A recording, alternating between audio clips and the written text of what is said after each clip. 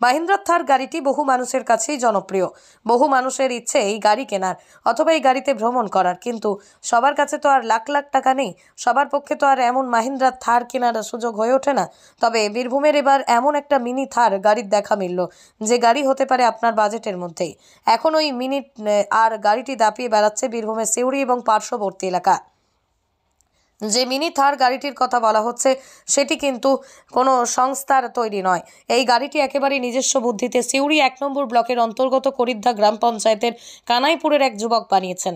ওই যুবকের নাম শেখ জয়নাল। তিনি বর্তমানে সিউড়ি সুপার স্পেশালিটি হাসপাতালের একটি ঠিকাদার সংস্থার অধীনে মেইনটেনেন্সের চুক্তিভিত্তিক কাজে যুক্ত। হাসপাতালে কাজ করার পর যে অবসর সময় তিনি বাঁচিয়েই এমন মিনি থার গাড়িটি তৈরি করেছেন।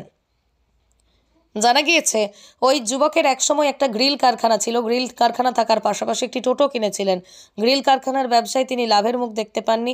টোটো চালিয়েও সেইভাবে প্যাসেঞ্জার পাচ্ছিলেন না। এরই মধ্যে হাসপাতালে কাজটি পান, আর তখনই তিনি নিজের গ্রিল কারখানার অভিজ্ঞতাকে কাজে লাগিয়ে টোটোটিকে মিনি থার গাড়িতে পরিণত করার পরিকল্পনা গ্রহণ করেন।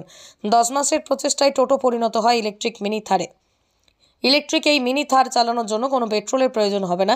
এটি একবার চার্জে দিয়েই 80 কিলোমিটার পর্যন্ত ছুটতে সক্ষম। অন্যদিকে এই গাড়ির পেট্রোল বা অন্য কোনো জ্বালানির প্রয়োজন না হলেও রয়েছে স্টিয়ারিং সহ মাহিন্দ্রা থারের মতো লোক। জয়নাল জানিয়েছেন, কারো সাহায্য ছাড়াই তিনি এই গাড়ি বানিয়েছেন।